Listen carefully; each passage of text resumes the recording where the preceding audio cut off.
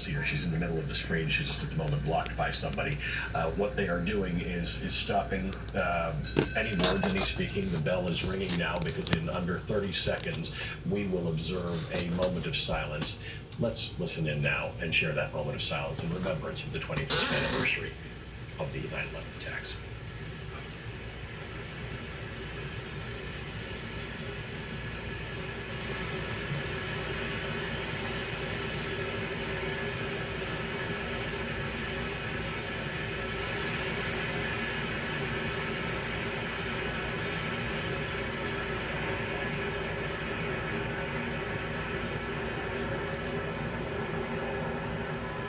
Right, quick, fun.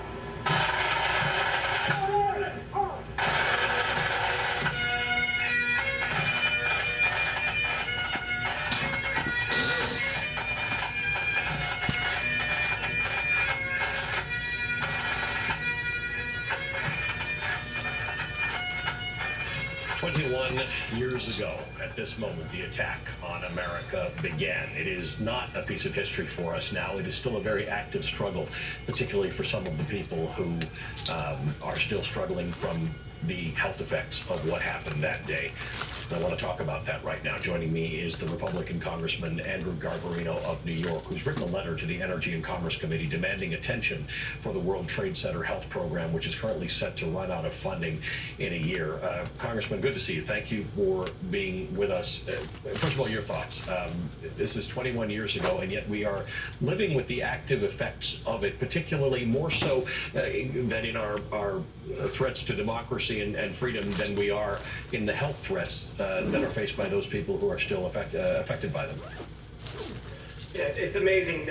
21 years ago, it still feels like, yep. And keep in mind, whenever they talk about the health effects, they're just not talking about the physical effects. They're talking about the emotional, psychological effects towards people to this day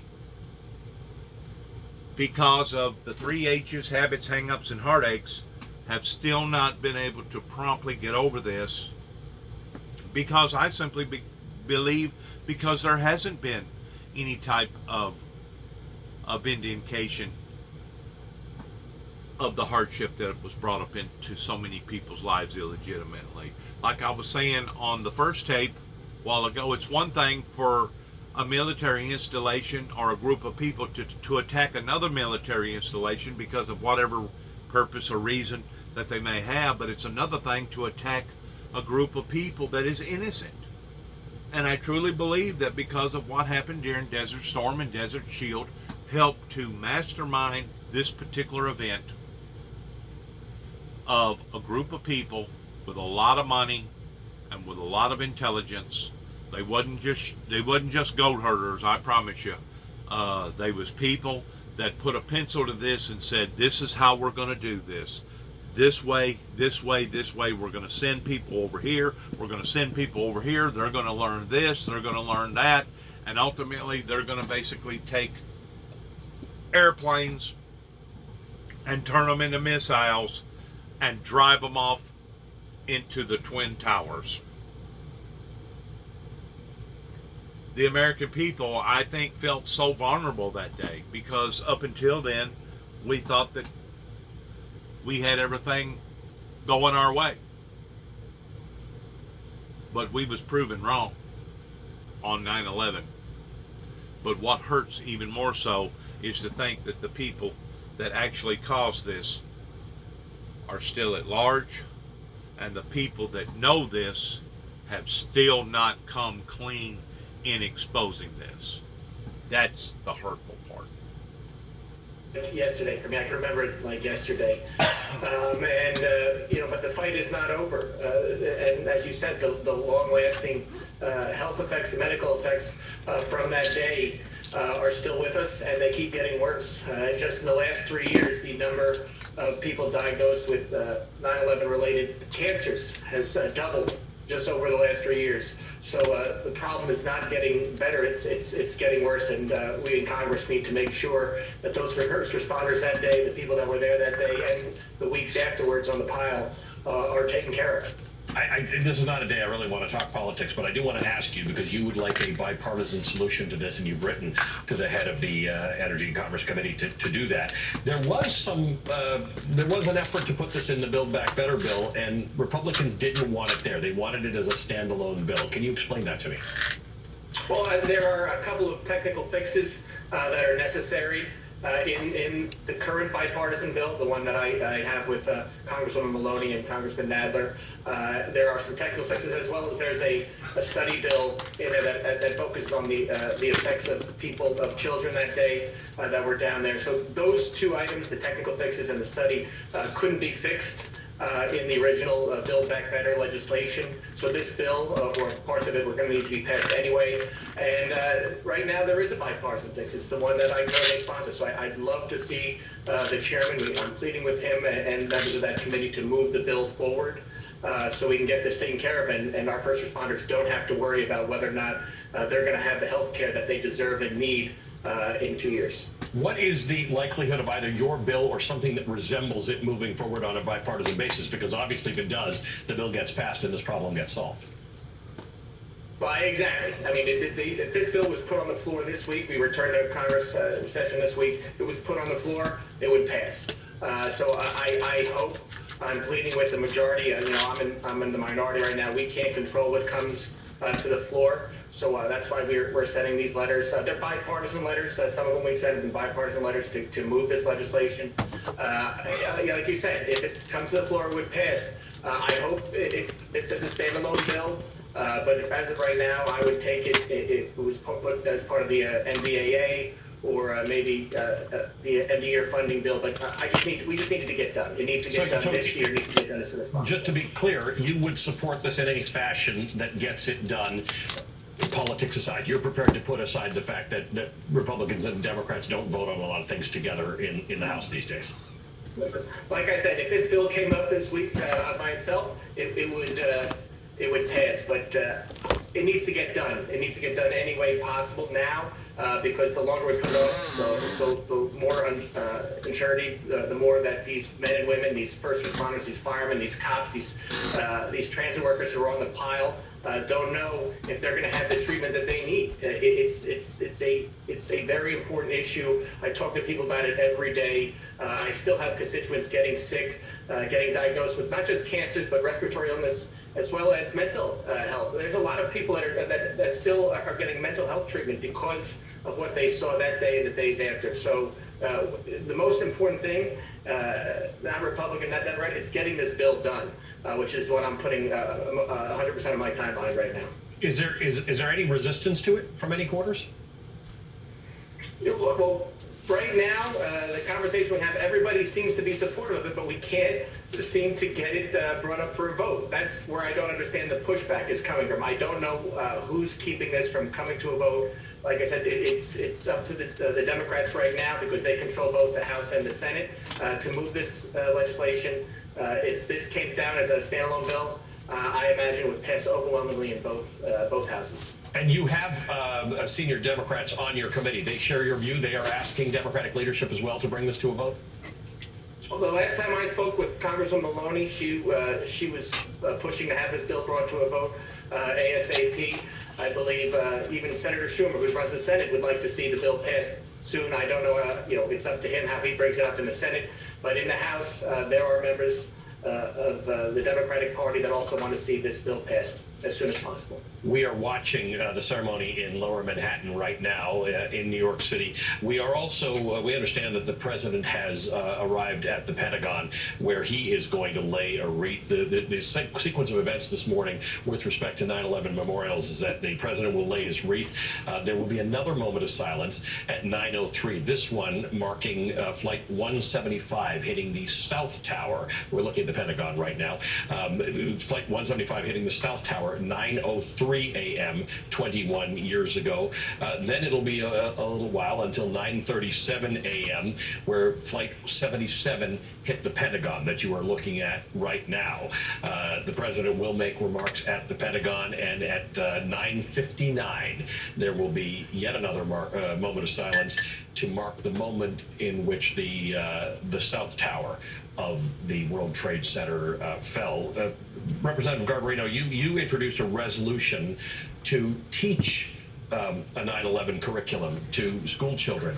What would you teach? What would be in that? Just, here in New York, we're required to teach it.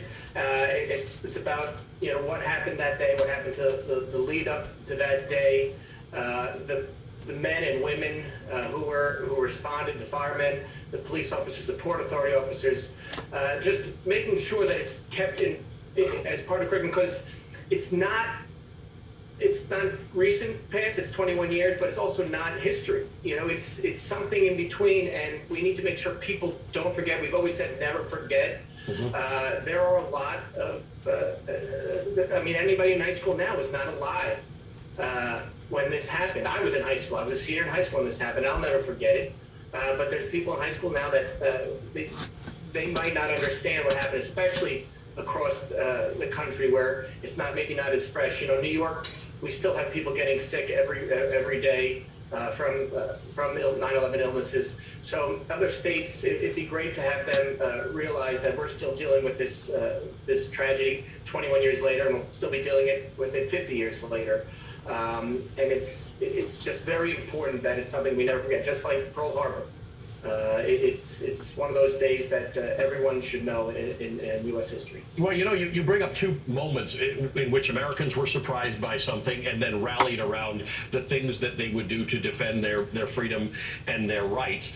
I'm curious as to your take about the moment that we're in now. We still face threats to our democracy and freedom in the United States, but it's not an external threat. It's not like Pearl Harbor, where it was the Japanese, or 9/11, where it was terrorists in Afghanistan. How do you think about that? Because if we are going to teach this to kids, then there's a current threat that we need to think about as well, right? Well, yeah, and I wouldn't say our threats to democracy aren't external. I think there are still, or I know there are still external threats to our way of life as Americans. So it's a continuing crisis that we have to deal with. Is making sure that our lives, as Americans, is protected, whether that's from people who are trying to harm us from abroad or domestically. So it's absolutely something that we should continue to focus on. But when you look at 9/11, it's and it's probably the reason why some of the healthcare push has been difficult to get members to sign on to, is people don't realize that there are men and women still getting sick. They say, "Oh, that was 21 years ago. I thought this was taken care of." And I have to talk to my colleagues from other states and say, "Hey, no, people are still getting sick here. They're still getting sick in Virginia. They're still getting sick in Pennsylvania. And by the way, 434 of the 435 seats, congressional seats, have somebody who is part of the World Trade Center health plan. So this affects almost every congressional district in the country. So this is why I'm pushing for both this healthcare bill as well as the 9/11 curriculum. And of course, if you'll topple that with COVID that has recently devastated the New York City area, I can only imagine how I personally would feel if I was raised up in New York City and seeing and knowing how things used to be towards how things are today, that basically initiated the jinxing or the bad luck that occurred to the Americans on that day. I mean, whenever you get the breath knocked out of you, and to think that we was not enduring enough to get to the bottom of all of this is absolutely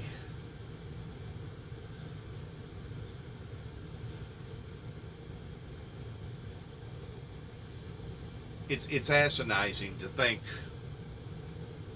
that those who was negligent, those who was careless, those people have yet to give a full accountability of how come that this ever occurred to begin with. And I think there was various people working in the White House at that time. Matter of fact, I don't think I know. And the thing about it is, whenever I'm talking what I'm talking right now, there is thousands of people that believe the exact same thing of what I'm telling you, including various FBI bureaus that know that this thing was not plotted by the Afghanistan people, though the Afghanistan people needed to be rectified pertaining to the terrorist that was working in Afghanistan, those that was dominating people's lives. But the fact that our White House took a left-hand turn whenever they should have took a right, that even to this day, people's lives are being turned upside down. And there's still not been no full accountability towards what these Republican parties that was involved directly still has not given an account for. And we're talking about Dick Cheney. We're talking about the 43rd president party. We're talking about the cabinet members. We're talking about the media. We're talking about George Jr. Bush. We're talking about the family in general that knew the fundamentals of this, but refused to expose it because of whatever reasons. And I'm sure those reasons was wrapped around the good old American dollar bill.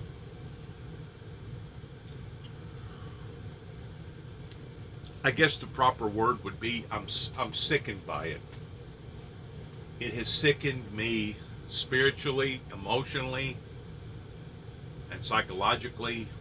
I'm sickened by it because I know that there was more to it. Me and thousands of others knows that there was more to it other than what meets the eye. Whether or not the truth will ever come out in my lifetime, I don't know. I pray to God that it will. The only thing that I can do is basically keep my fingers crossed that God will vindicate his people towards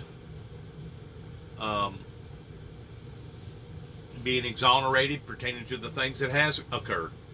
Not for the principle of getting exonerated, but for the principle of things coming to the surface in the transparency of truth. In the transparency of truth.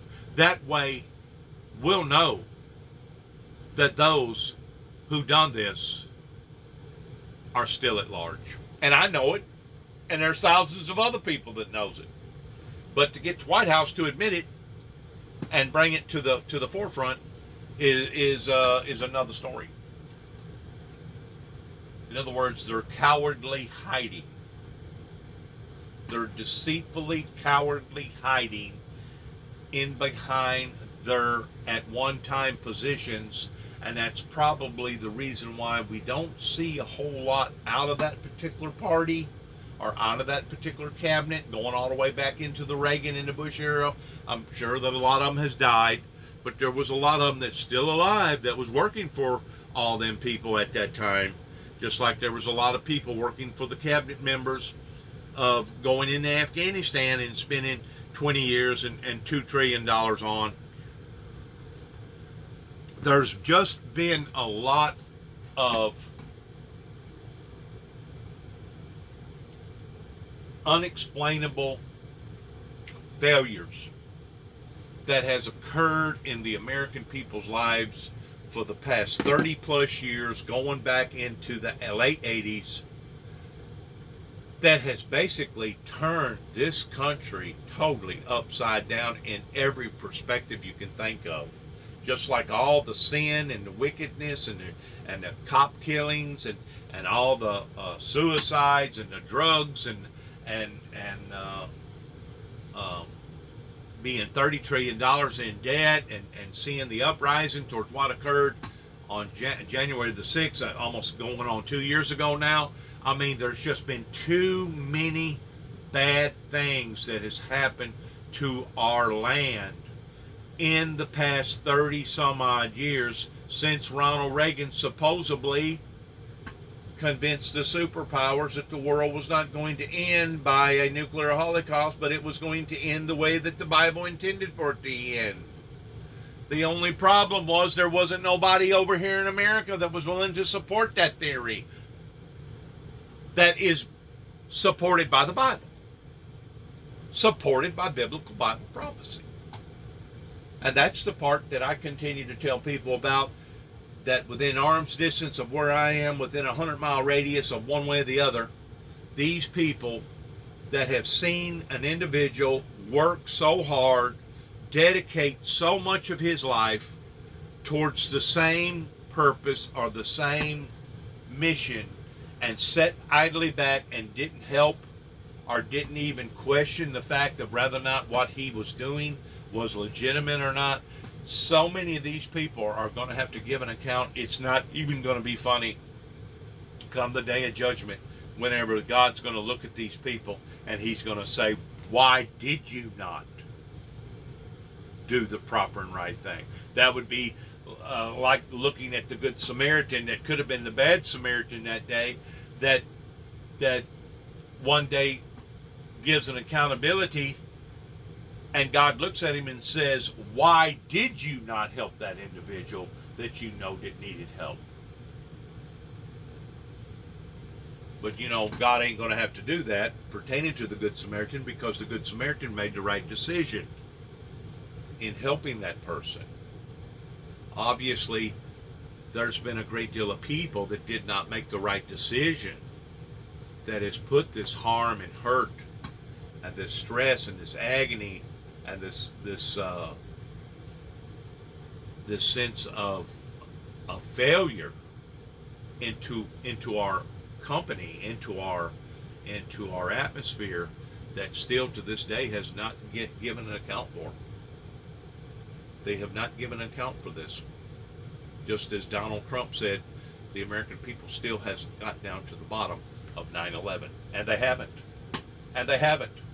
And I just pray to God that they will in my lifetime, that it will come around full circle in understanding the who, the what, the when, and the why, the how come, etc., etc. In schools.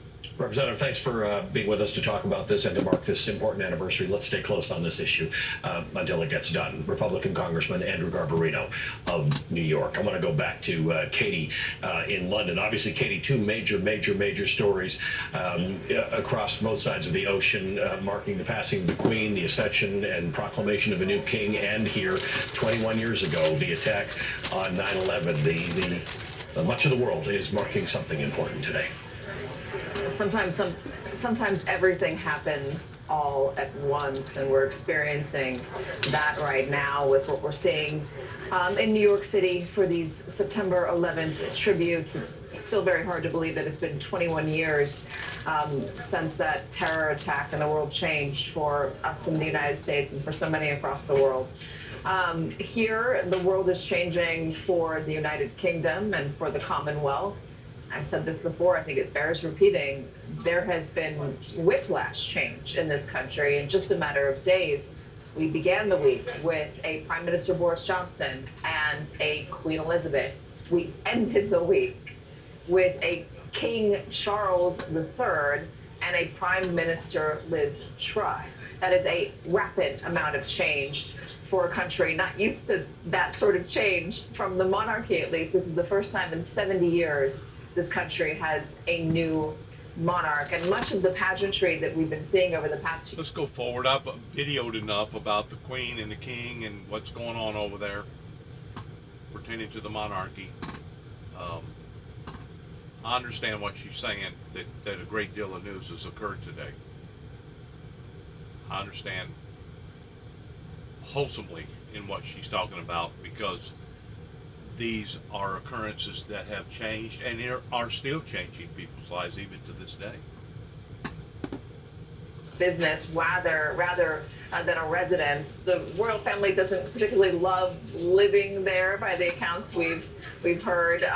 Queen Elizabeth, when she became queen, or when it was known that she would eventually one day become queen when her father took the throne, said, according to her governess at the time, what, we have to live there forever? As in, I don't really want to live in Buckingham Palace. So that might become more of a place of official business and opened up more to the public so they can take tours of it. So it's not just the slimming down of who is visible and who's leading this family, but the monuments, the physical structures that have been a part of this family for so long. Yeah, and Balmoral, has been. Oh, you know what, Katie, hang on a second. The president's at the Pentagon right now. He's just arriving for a laying of a wreath at the Pentagon Memorial. The plane, Flight 77, did hit the Pentagon at 9:37 a.m. After that, probably around 9:50 a.m. Eastern, the president is going to make remarks. But here he will lay the wreath. Let's watch and listen.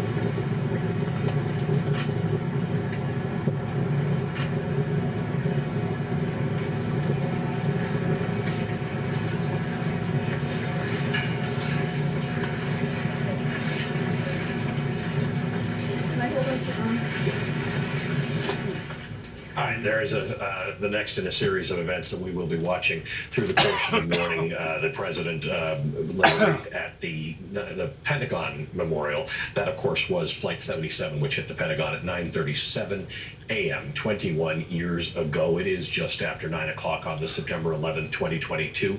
21 days to the day since a group of terrorists hijacked and subsequently crashed planes into the World Trade Center here in New York City, into the Pentagon in Washington, D.C., and into a field in Shanksville, Pennsylvania. Those terrorists succeeded in killing nearly 3,000 Americans and fomenting fear and forever changing the course of history, but they failed spectacularly to kill America's democracy. Across the country, it's a day of somber remembrances, including speeches, moments of silence, and the reading of the names of those who were killed. It's a day to truly think about what it is to be American, and it's a day of somber remembrance, as we have been discussing, across the Atlantic, for the late Queen Elizabeth II, the 96-year-old Queen. She bore witness to so much history and global change during her more than 70 years on the throne. From the rebuilding of the world order following World War II, through the Cold War and the fall of the Berlin Wall and communist Russia, into the new millennium and the 9/11 attacks and the subsequent war in Afghanistan, and to the fight against backsliding democracy here in the United States and elsewhere in the West, just to name a few. But let's think back to that point, 21 years ago today. Americans were worried about non-state actors, groups like Al-Qaeda, threatening freedom both here in the United States and across the world. Now in 2022, we continue to fear for our freedom and democracy here and across the world, but for entirely different reasons. We don't worry as much about religious extremists hiding in mountains in Afghanistan and Pakistan and elsewhere. Today, the threat comes from within, from political radicals and extremists here at home, encouraged and inflamed by America's old anti-democratic foe, Russia. 9/11 was 21 years ago today. The Russian invasion of Ukraine was 201 days ago, when much of the world viewed Russia as a superpower, one that would easily overrun a much smaller Ukraine, further spreading its anti-democratic agenda. But that view is drastically changing, and so, by the way, is the course of the war in Ukraine. As I speak to you, Ukraine is in the midst of conducting its biggest and most successful counteroffensive since forcing a Russian retreat from around Kyiv in the early months of the war. In just the past few days, take a look at this map. Take a look at the right side of the map. This is the light blue, the sharp blue that we're looking at right now.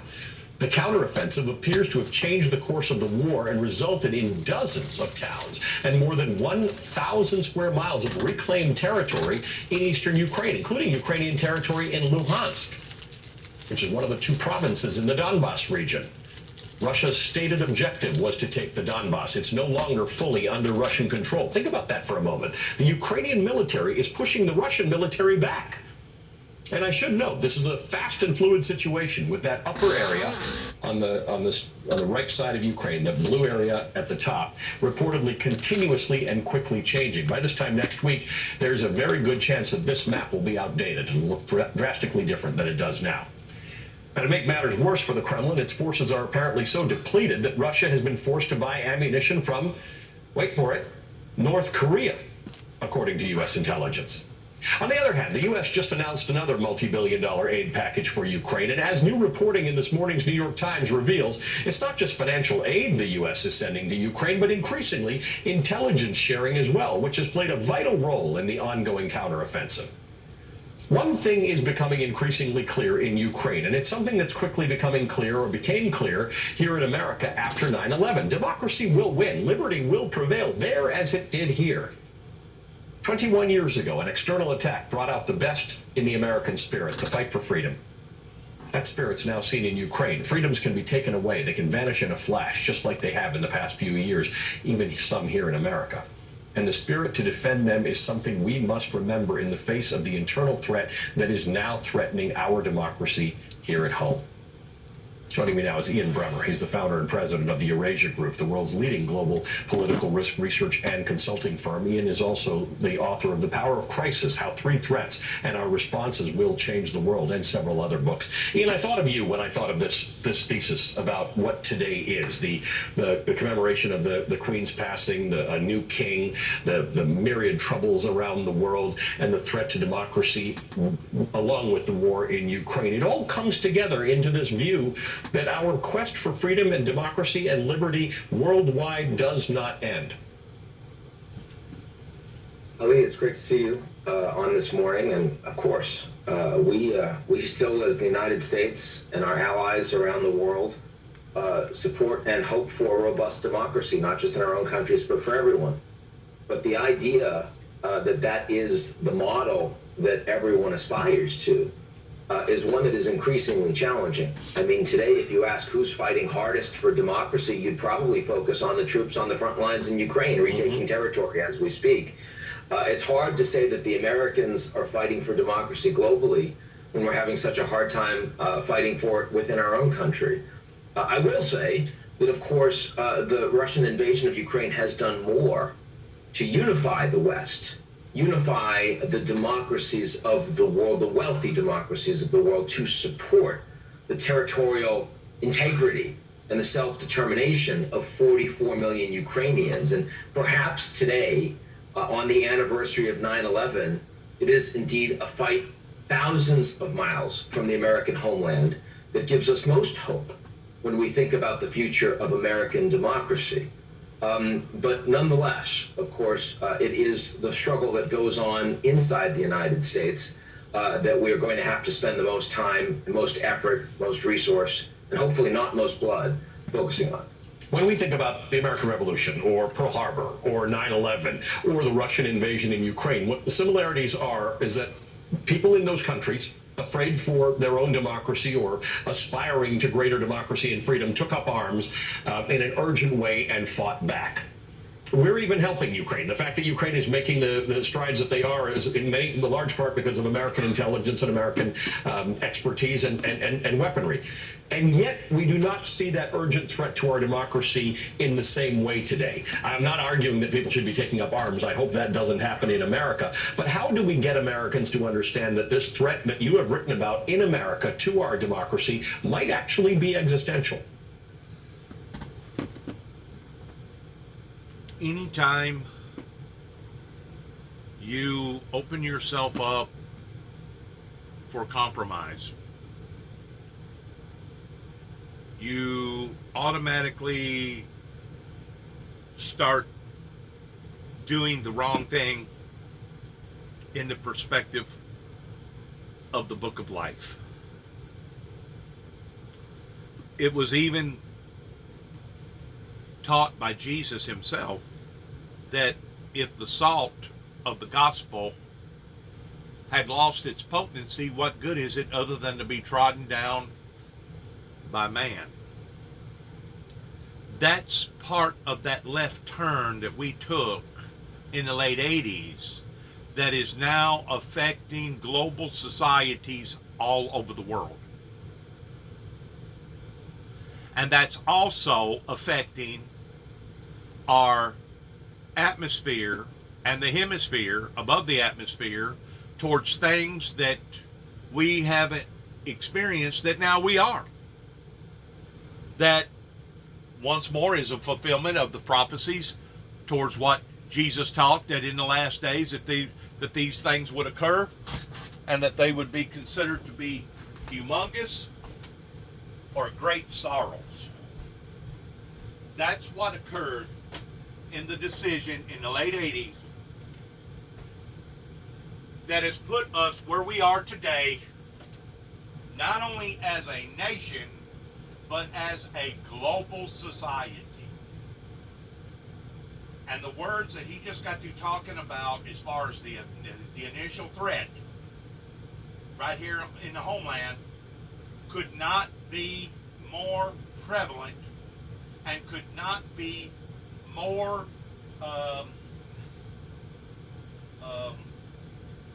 unattractive towards what we're seeing today in people willing to talk about rising up with arms in bringing down their own government.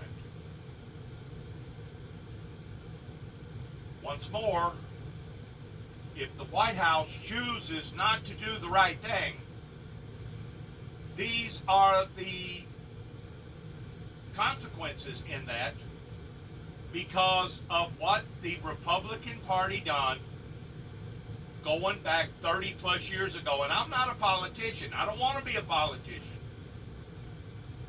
I try to be a man of God every day, though I make failures. I try to be exquisite in the translations of the Bible, in transliterating them properly to the people. That way the people will not be caught unaware of these warnings and advisories that not necessarily I'm giving out, but the Bible is giving out, and it's just the messengers that have interpreted the Bible in the way that they've interpreted the Bible that is voicing these concerns out to the public. That's basically all that a minister or a preacher or a messenger is, other than confining with the harsh events that always occurs, no matter who, what, or when, or where. You're always going to have problems. You're always going to have distress. You're always going to have death. You're always going to have people that disagree.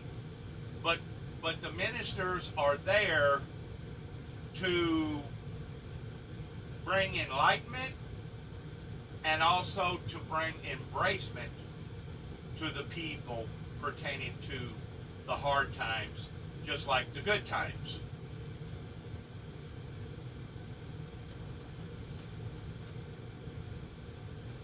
Now, whenever it comes to cherry picking out of the King James, and that's exactly what a great deal of people do, for whatever reason, rather than translate the Bible the way that the Bible should be translated, a lot of times they'll say, oh, it didn't mean this literally, it meant it metaphorically. Or they'll say, well, it was a hypothetical. It was a hypothetical statement in regards towards end time events. I got news for you. If you can't understand the Bible, then you need to go to somebody that can. Regardless whether you like the interpretation of the translation that transliterates the Bible the way that you feel like that it should be transliterated, regardless whether you like it or not, you need to listen to what the Bible says. That's the reason why God today sends forth witnesses, ministers, preachers, priests. That's the reason why God instills this type of longing in people's lives, so that they can try to help humanity rather than hurt them. But now, for the past 30 some odd years here in America, by far, society has wanted to hurt the founder of the Windmill Ministries, that is now called the Missions, versus wanting to help the ministry. And whenever you're helping me, because it is an ordained ministry, you're not helping me, you're actually helping the ministry. Because the ministry was called of God, you're helping God. You're helping the kingdom of God. And whenever you snarl up your noses at God's people, God ordinarily will snarl up his noses at the people. And that's where we are right now, pertaining to seeing all these major extreme weather events that's happening now routinely, that is undeniable, either here in America or throughout the world, that are only growing disparably worse and worse and worse. That's the reason why I say what I say, is that the messenger done his part by getting out the message. It was the people that didn't want to accept the messenger's message and made it hard on the messenger. And I can prove everything that I just said, pertaining to how that I have been attacked routinely again and again and again, beginning more so in 2005 than any other time of my life, though I was attacked in 1989 by Homeland Security in Madison County, Tennessee, by confiscating the sword symbolizing peace on earth that is to be handed to, yes, Lucifer, Satan, in the flesh, pertaining to the doomsday duel that it talks about of the two witnesses, that they, Homeland Security, the government of the United States, intervened in malice play towards taking that right away from the founder. Once more, I am just the founder. You're not preaching on something that I believe in about myself. I'm not preaching on Hinduism. I'm not preaching on voodooism. I'm not preaching on Satanism. I'm preaching on the Lord Jesus Christ and his teachings, pertaining to translating those translations properly. And so many people in this area wanted to take it out of perspective. So many people up in Kentucky, pertaining to my works in Land Between the Lakes, wanted to take it out of perspective. So many people in Oklahoma, whenever I was questioning towards this and that and that and this, in doing my own private investigation, took it out of perspective and thought that a red sleeping bag in the back end of my truck that somehow or another wound up, according to what they said, directly in the center of the bed. In other words, you couldn't have placed it any closer to one edge or the other, or the front or the back, that it was directly in the center. And because of it, that brought paranoid. They was paranoid because they felt like that I wasn't being honest, and because of it, they decided to shut the whole town down, bring in helicopters, bring in SWAT, bring in everything else, that basically done a shakedown on an individual from Tennessee, simply because he was inquisitive about the Oklahoma bombing, and also because he had wound up down there during the state of affairs whenever they was having a marathon, in which I didn't have no idea that they was having a marathon until after I got down there. And it wasn't until the following next day or that night, whenever some police officers told me, towards me being apprehended for approximately 10 hours in behind a police car, that I even knowed anything about any marathon. So it was a group of people that was adding insult to misery. They was letting their minds basically exaggerate the events to the degree that I wound up on all their local TV stations down there, and then it went from local to national, from national to international, and that in and of itself has caused so much damage in the perspective towards the authenticity of the founder of the Windmill Ministries that I don't even know that could ever be reversed, that can ever be healed or ever be taken away. And that's the reason why I pray that my story will eventually be told in the proper form.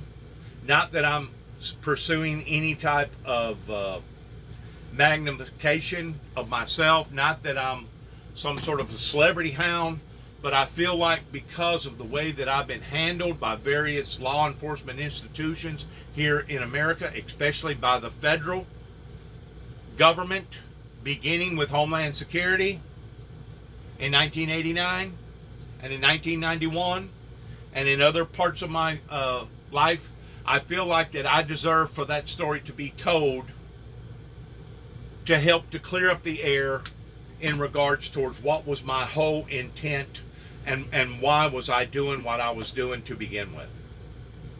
I feel like I deserve that. Now there's others that don't feel that way. You know, I had an investigator that routinely got into my life for the past year that I thought me and him was legitimate friends, and I kept feeling him out. It's like, you know what? I'm going to play this game with him and just see how far this is going to go, because he was pursuing me up until about 3 weeks ago. Since then, I have identified who he actually is and what he is. And whenever he told me, Dennis, we're not for you and we're not against you, it was basically a slap in the face in regards towards how that these people here in Northwest Tennessee and the surrounding areas has treated me for the past 30 plus years. Dennis, we're not for you and we're not against you. It's just like whenever I was working for Jerry Smith's Body Shop in Milan, Tennessee, and Tony Smith that degraded the insurance companies and then turned around and started working for the insurance companies, that is now moved to Knoxville, Tennessee, but still works for the same insurance company, told me directly to my face that you do not have a right to cram it down my throat. Okay, I don't have a right to cram it down your throat. But at the same token, I have a right to tell you where you went wrong, and because of the occurrences that now you're having to deal with, I got a right to sit in the corner and say, you know what, if you would have listened to me going back 30 some odd years ago, we wouldn't be in the shape that we're in right now. And I have that right, I believe, to tell various church members and various political leaders here in this surrounding area and up in Kentucky and up in Oklahoma the very same thing, that if they would have listened, you wouldn't be going through the things that you're going through right now, regardless whether it come in the form of one disaster or another. Once more, the Bible is very clear towards saying that Lucifer, the Luciferian Lucifer, the Antichrist, Satan himself, the spiritual Satan, will come down in the last days in great wrath, because he knoweth his time is short. And if you can't identify these airplanes coming down from the area that they were supposed to have been in and bringing great wrath to innocent people's lives that didn't deserve this, if you can't identify that, then obviously you can't see the trees for the forest, my friend. And I don't mean to say that in a judgmental way. I don't mean to say that in a bragging type way. It's just the fact that if you can't see where the Luciferian Lucifer took a part in this attack on 9/11, then obviously I'm talking to the wrong, I'm preaching to the choir, or I'm talking to the wrong people to begin with. Because this was a direct attack coming from the Antichrist himself, that wants to stand and project itself towards being godly or righteous under the Sharia law, that has been a known entity of supporting and financing and backing terrorist groups all over the world. And various governments, including our own, knows this. And I still to this day still cannot figure out how that Saudi Arabia wound up being in control of OPEC. That is a question. I guess it was back either in the Nixon era or the Carter era or the Ford era. That's still a question of uncertainty, and once more, that's still an area that hasn't been dealt with appropriately, just like 9/11, towards getting down to the bottom of it, and consequently happening to people's lives because of making that bad decision for not only the American people, but the world. The world. Just like Donald J. Trump said, that if we didn't give them control of the oil, they wouldn't have been able to have financed, masterminded, and financed 9/11 to begin with. Because now they've got something to work with towards selling it on the open market, and because they can transfer those funds into their currency, now they can use that currency to build off of. And that's exactly what the terrorist known entities have done over on the other side of the pond. And we have nobody to blame other than ourselves by allowing them to be in control of these type of affairs.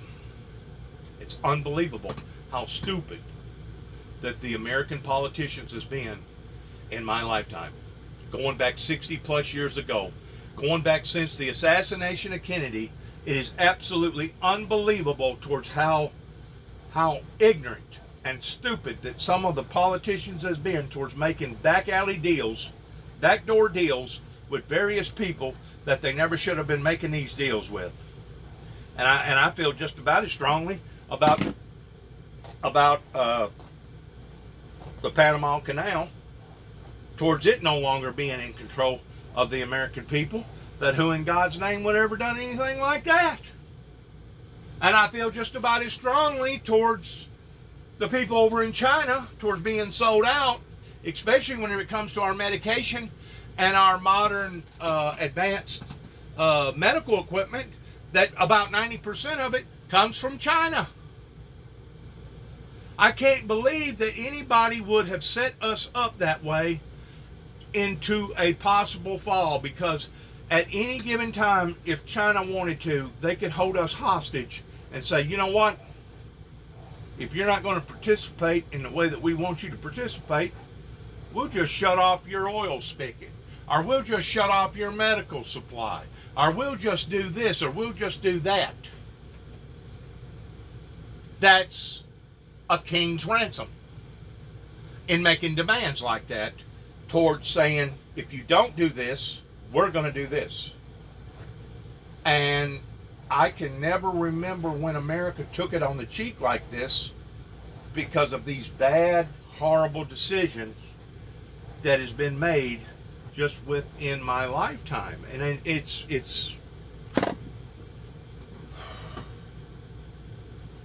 a travesty.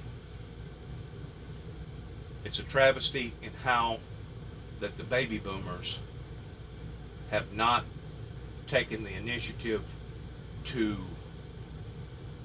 stay in control the same way before Kennedy's assassination versus after his assassination. It's an absolutely travesty and a tragedy at the same time pertaining to the American people. I do think that Americans increasingly feel that the democracy itself, its institutions, our values are at threat. The problem is that most Americans who feel that way think that the problem is the other side inside America. The enemy is within, but they don't agree on who the enemy is, of course. That level of tribalism is an immense problem. Remember, I mean, I agree with you, of course, there are similarities in how Ukrainians responded to the Russian invasion, how the Americans responded to 9/11 and Al-Qaeda. But there's a very big difference in that after 9/11, the United States came together. Imagine if there were an attack like that on the American homeland, God forbid, today. It is impossible. It's impossible to see the United States politically unifying. How would Biden give a speech about MAGA Republicans today coming together with the rest of the country after the speech he delivered in front of Independence Hall just 2 weeks ago? How would former President Trump, given everything that is going on with and around him, unify a country and come together with those he claims are in office illegitimately? It's impossible to see. And that, of course, is a very big part of why this challenge is so hard to address. You, by the way, and that's the circumstances where we are because of that in which what took place going back into the late 80s in regards towards pulling to the far left versus pulling to the far right. There was supposed to have been an add-on to the church pertaining to a great revival that occurred during the time that 9 Tapes went to the White House, coming from 291 Thompson Road, Sharon, Tennessee, zip code 38255, or coming from Route 1, Beach Grove Road, Sharon, Tennessee, 38255. In other words, whenever I see a lot of the millennials now that's like 35 and under, maybe 30 and under, I'm thinking to myself, wow, you wasn't even supposed to be here. And the reason why I say that is because in actuality, if the revival would have taken off the way that it was supposed to have taken off in 1988, I truly believe that it wouldn't have taken but just a few years until we would have seen that manifestation of a revolution that would have revolutionized the world in the sense towards properly preparing for the second coming. In other words, the bride of Christ would have been prepared. We wouldn't have to have dealt with all these illegitimacies that we've been dealing with now for the past 30 plus years here in America. We wouldn't have had to have been dealing with all these terrorist attacks. We wouldn't have been dealing with all these rainbow different colors. We wouldn't have been dealing with the internet pertaining to social media platform that now has corrupted a great deal of people's minds and a great deal of people's lives. We wouldn't have had to been dealing with so many things for the past 30 plus years if things was handled properly and promptly beginning in 1988. But now it's too late to back up. As the old saying goes, the toothpaste has now been brought out of the tube, and we can't put it back.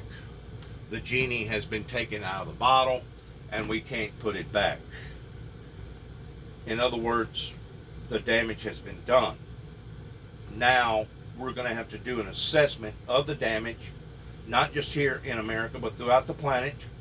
And now we're going to have to reflect upon this time with the Queen dying and the King submerging over in that area. We're going to have to reflect some more about who was actually at fault in not catching the perpetrators that planned out and masterminded 9/11, and we're going to have to regroup, and we're going to have to tackle this from a different angle in comparison to the angle that we should have attacked it on in 1980, the late 1980s, before Desert Storm and before Desert Shield. That's the part that I continue to keep harping on or preaching on, that obviously the people here in Northwest Tennessee either don't understand or don't believe, or they're so prideful that they're not willing to admit to their failures themselves. I don't know what it is. I just know this, that I'm still getting a great deal of negative vibes from various people. Matter of fact, my neighbor, somebody had lost a dog, and she was coming down here looking for a dog. Her husband works for Tyson over there at the Tyson Chicken Place that raises chickens She was in a brand new four-door Toyota Tundra black, and looking for a dog. And I said something to my neighbor. I called him up. He come down here, and he was looking for the dog. And all of a sudden he started talking. He said, Jimmy, he said, you won't believe what happened to me the other day. I said, what? He said, I was pulled over, and I never did find out if he got a ticket or not. But he said, I was pulled over by an officer of the law here in Weakley County. And it was a female officer. And once I told her my address, she asked me, well, do you have just as much trouble out of that individual as all them other people down there has had?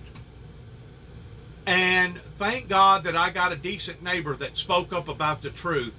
And he spoke up to this young lady. I don't know who the officer was, and I wouldn't mention her name even if I did. And I'm not going to mention the neighbor's name. But he spoke up in my defense, and he said, look, the whole time during all that was going on, it was the perpetrators that was bringing the problems to 291 Thompson Road. It wasn't the people that was living at 430 Beach Grove Road or 291 Thompson Road that was bringing the problems to all the other people. It was them bringing the problems to them. He basically had a 30 or 45 minute conversation with this individual. Like I said, I don't know who she was, but she obviously had heard something about my story down here. Regardless whether it was negative or positive, I'm pretty sure it was probably negative from all indications of what she was asking him. But he said to her, I have not had not one problem out of Juby. And whenever he sat and he told me that, because we was looking for the dog, or trying to locate this dog, this animal, I looked at him and I said, thank you for that. Thank you for your honesty, and thank you for your integrity towards you being willing to stand in my corner and say, you know what, all that BS that was going on between the year 2014 and 2017 before my brother actually come to his abrupt end because of the emotional stress and the surrounding environment that they had basically drove down into this area by hunting us the way that they was hunting us and bringing this type of illegitimacies into our lives, towards terrorizing our lives. That was so abrupt that it actually caused my brother to die at the age of 51 and drove me off into a state of depression like I have never ever been before, and I'm just now starting to come out of that depression, mentally speaking, because of the loss of my brother and because of the way that this community had done us. And it wasn't just one or two families. It was give or take about a dozen families that participated in this pile-on, and that's exactly what it was, looking at it from a football sports strategy. It was a pile-on, and the reason why it was a pile-on is because they had done already burnt their bridges around here, how that they had illegitimately talked about me because of the way that I believed, because of the material that I had put out, and because I had a father that was spewing out all these lies, and a drunken older brother. Because of these illegitimacies that was told, they basically thought that they was going to be able to run me out of the community. Well, if we make things hard enough on him, he'll go. He'll stick his leg in between his tail just like a scalded dog, and he'll leave the hop-in Cydonia, Beach Ridge, Kenton, Sharon, Tennessee, Northwest Tennessee, Obion County, Weakley County area. But instead, they killed my brother, and they put me in a state of depression like I have never, ever believed that I could ever be in. And I've went through some pretty serious, intense things in my life. I really have, but not on this order, especially whenever you take good money, you hire attorneys, and the attorneys let you down, the courts let you down, you have nobody to fight in your defense. So whenever this individual stood or sat in the road here, because I live on a third-day road, sat and told me that, I almost started tearing up and crying. Because I thought to myself, good, at least somebody knows the truth and is willing to tell the truth towards what actually occurred down here next to the Beech Ridge bottom. I realize that whenever I come back, things have changed.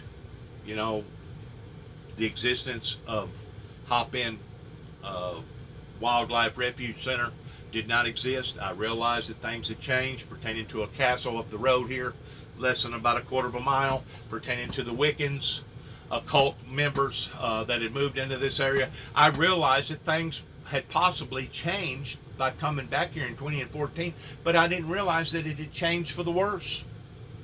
The drug problem, the lawlessness, the stuff that was going on out here pertaining to the hypocrite churches and stuff was worser in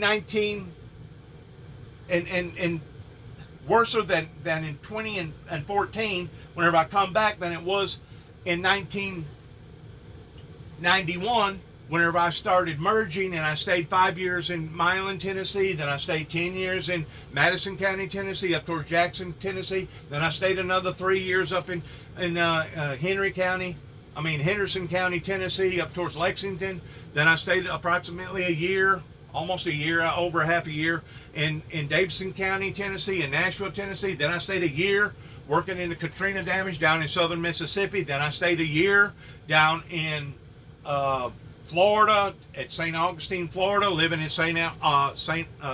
Anastasia Island.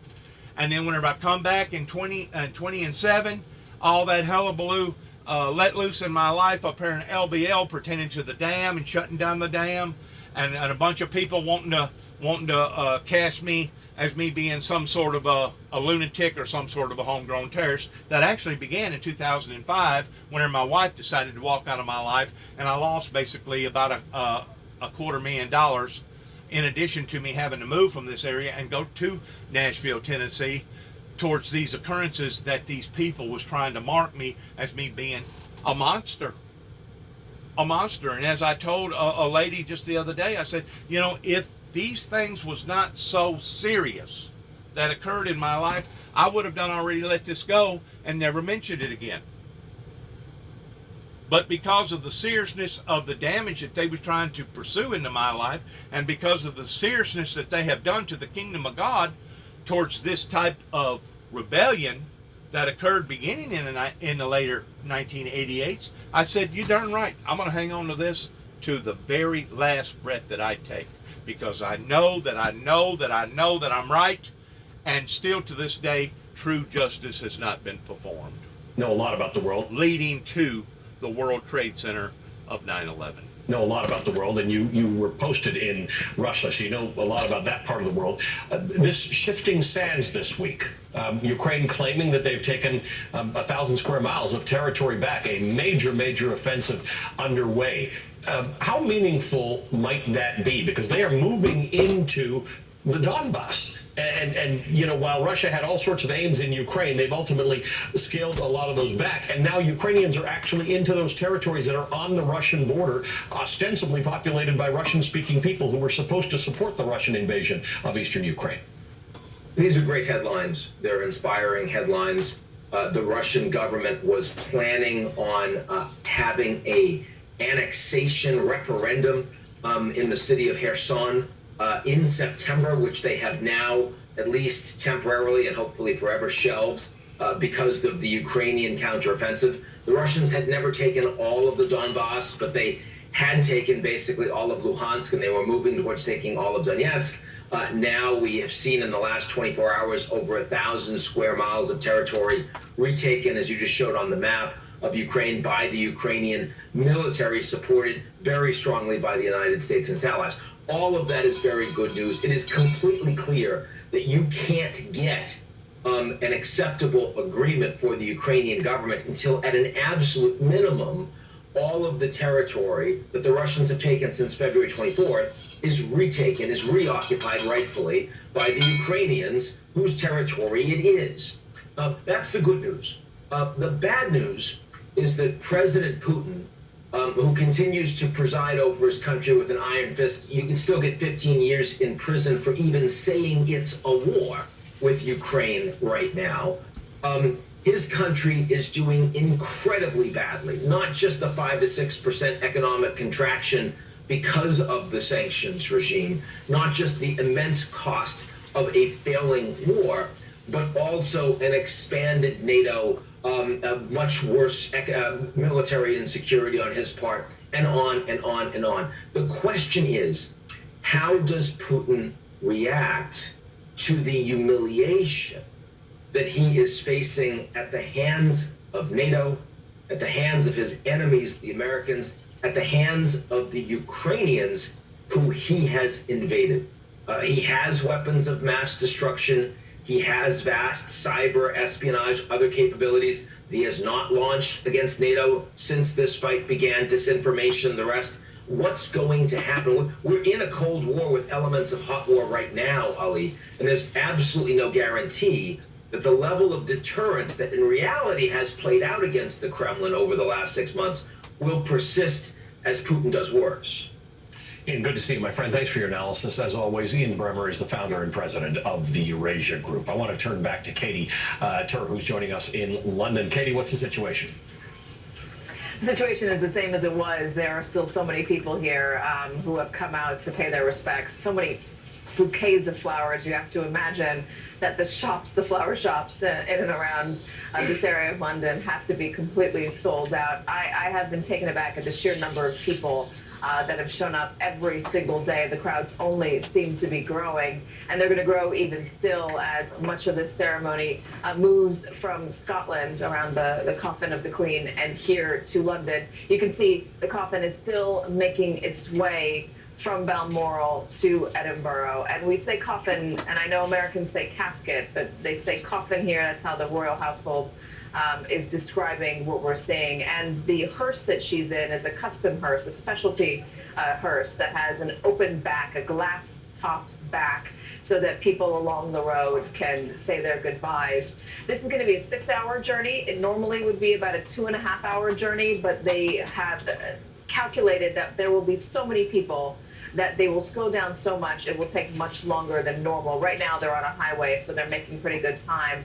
But once they get into the smaller towns and get into Edinburgh itself, it will slow down as people say goodbye. Again, there are pre-designated areas for them to do so. Yesterday we saw the Ascension and the proclamation of King Charles III here in London and in the city of London. We saw it today, this morning, in Scotland. And we saw it in Wales as well, and we're going to see it, I believe, tomorrow in Ireland, if I have my schedule correct. It is a lot of pageantry here. The Lord Mayor came out and declared him king. Hip, hip, hooray for King Charles. God save the king. And just that phrase alone, Ali, is a bit surprising when you hear it, even on day 3 of this, because for so long, for 70 years, it was God save the Queen. When I first heard Prime Minister Liz Truss say it to Parliament a couple days ago, the breath stopped in my throat, because for so long it has only been God save the Queen. It was just striking. I noticed, and I want to point this out because so much of this has been somber, there's been so much mourning, but as I was watching the initial remembrances, the initial dedications, tributes in Parliament by current Labour leaders and current Prime Minister to the former Prime Ministers, I was struck about how many people had a funny story to tell about her. Theresa May told a story that made the entire chamber laugh, almost hysterically, about how she was at Balmoral for a garden party. She had a piece of cheese on her plate. She dropped it on the ground. She said she had to make a split-second decision what to do. She took the cheese from the ground and put it back on her plate, only to find that Queen Elizabeth was watching her the whole time, and she froze. And she said that Queen Elizabeth just smiled at her, and it was... Let's go forward here for conscientious time's sake here, because I got some things that I have to embark upon, with it being September the 11th, pertaining to some affairs that I have to go to. Let's go here a little bit further, keep going. Pertaining to 9/11, it's not that these things are not important, it's just that I've videoed so much about the Queen and the King and the passing of Queen Elizabeth. that I feel like for time conscientious sake I need to go on here. All right, back up. 0 in New York and Shanksville. Back up. Right there. As soon as Lloyd Austin wraps up, and I think we're looking at Joe Biden either trying to shake that water from his umbrella or get it closed. There we go, so that he can stand up and begin his remarks. Again, this is a commemoration of the 9/11 attacks and Flight 77 hitting the Pentagon at 9:37 a.m. 21 years ago. General Milley, to all the families and loved ones who still feel the ache of that missing piece of your soul, I'm honored to be here with you once more to share this solemn rite of remembrance and reflect on all that was lost in the fire and ash on that terrible September morning, and all that we found in ourselves to respond. 21 years ago, 21 years, and we still kept our promise. Never forget. We'll keep the memory of all those precious lives stolen from us.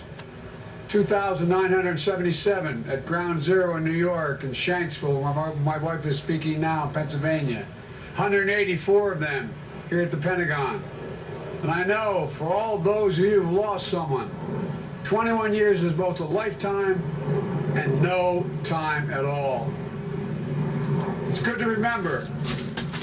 These memories help us heal, but they can also open up the hurt and take us back to that moment when the grief was so raw.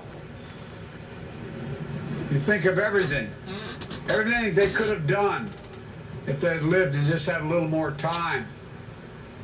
The experience you missed together, the dreams they never got to fulfill or realize.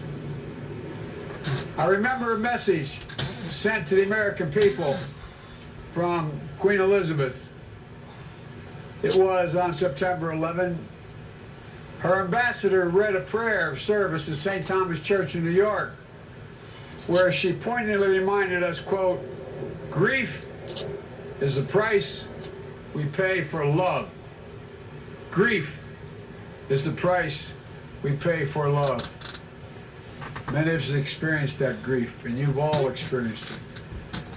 And on this day, when the price feels so great, Jill and I are holding all of you close to our hearts. Terror struck us in that brilliant blue morning. The air filled with smoke, and then came the sirens and the stories. Stories of those we lost, stories of the incredible heroism from that terrible day. The American story itself changed that day. But what we did change, what we will not change, what we cannot change, never will, is the character of this nation that the terrorists thought they could wound. And what is that character?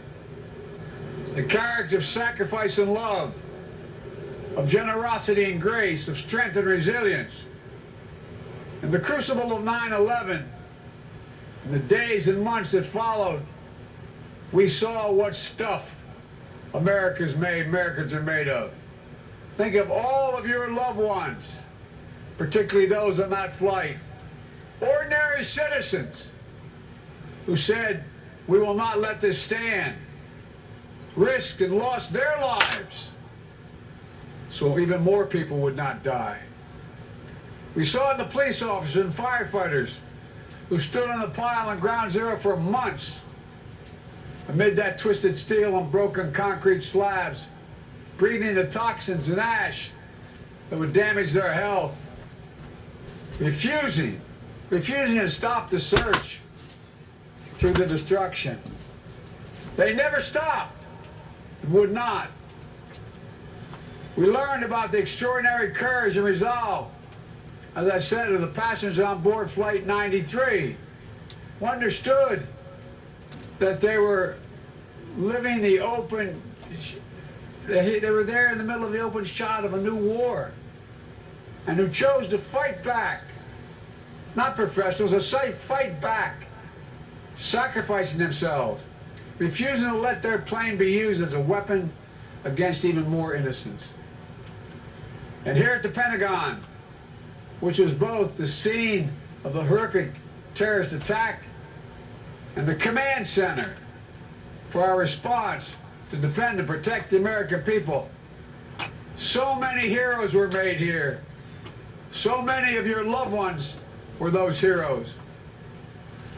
Began almost immediately with civilians and service members leaping to action as the walls collapsed and the roof began to crumble. They raced into the breach between the 4th and 5th corridors. The impact created by the fire raged at twice the height of this building. I remember I was a U.S. Senator walking up to my office, and I could see the smoke and flames. They were heroes. They went back into those soaring flames to try to save their teammates. Firefighters battled the blaze of jet fuel long into the night, pushing past the bounds of exhaustion. Pentagon staff showed up to work on September 12th, more determined than ever to keep their country secure. As I said when I was up on 9/11, we will follow them to the gates of hell to be sure that they're not able to continue. And millions of young men and women from across the nation responded to 9/11 attacks with courage and resolve, signing up to defend our Constitution and joining the greatest fighting force in the history of the world. And in the years since 9/11, hundreds of thousands of American troops have served in Afghanistan, Iraq, and so many other places around the world to deny terrorists a safe haven and to protect the American people. And to all our service members and their families, our veterans, our Gold Star families, all the survivors and caregivers and loved ones who sacrificed so much for our nation, we owe you an incredible debt. A debt that can never be repaid, but will never fail to meet the sacred obligation to you to properly prepare and equip those who we send into harm's way and care for those and their families when they come home. And to never, ever, ever forget, through all that has changed over the last 21 years, the enduring resolve of the American people to defend ourselves against those who seek us harm and deliver justice to those responsible for the attacks against our people has never once faltered. It took 10 years to hunt down and kill Osama bin Laden, but we did. And this summer, I authorized a successful strike on Zawahiri, the man who bin Laden was his deputy in 9/11 and was the leader of Al-Qaeda, because we will not rest. We'll never forget. We'll never give up. And now Zawahiri can never again threaten the American people in 20 years after Afghanistan is over. But our commitment to preventing another attack in the United States is without end. Our intelligence, defense, and counterterrorism professionals in the building behind me and across the government continue their vigilance against terrorist threats that has evolved and spread to new regions of the world. We'll continue to monitor and disrupt those terrorist activities wherever we find them, wherever they exist, and we'll never hesitate to do what's necessary to defend the American people. What was destroyed, we have repaired. What was threatened, we fortified. What was attacked, the indomitable spirit has never, ever wavered. We raised monuments and memorials to the citizens whose blood sacrificed on these grounds and in Shanksville and Ground Zero to keep touch with the memory, keep it bright for all the decades to come. When future generations come here to sit in the shade of the maple trees that shelter the memorial grown tall and strong with passing years, they will find the names of patriots. They will feel the connection that will come to pass on September 11, 2001, and how our country was forever changed. And I hope they will think about all those heroes that were more in the hours and days and years that followed. Ordinary Americans responding in extraordinary and unexpected ways. I hope we'll remember that in the midst of these dark days, we dug deep, we cared for each other, and we came together. You know, we regained the light by reaching out to one another and finding something all too rare, a true sense of national unity. To me, that's the greatest lesson of September 11. Not that we will never again face a setback, but that in the moment of great unity, we also had to face down the worst impulses: fear, violence, recrimination directed against Muslim Americans, as well as Americans of Middle Eastern and South Asian heritage. It's that for all our flaws and disagreements, and the push and pull of all that makes us human, there is a nation that cannot accomplish. There's nothing this nation cannot accomplish when we stand together and defend with all our hearts that which makes us unique in the world, our democracy. We're not only a nation based on principles, but we are based on an idea, unlike we're the most unique nation in the world, an idea that everyone is created equal and should be treated equally throughout their lives. We don't always live up to it, but we've never walked away from it. That's what makes us strong. That's what makes us who we are. And that's what those hijackers most hoped to destroy when they targeted our buildings and our people. They failed. No terrorist could touch the wellspring of American power. And it falls to us to keep it safe on behalf of all those we lost 21 years ago, on behalf of all those who have given their whole souls to the cause of this nation every day since. That's a job for all of us. It's not enough to gather and remember each September 11th those we lost more than 2 decades ago, because on this day, it is not about the past, it's about the future. We have an obligation, a duty, a responsibility to do. I'm going to end this right here. Want to say our deepest condolences of those who had to perish during this time.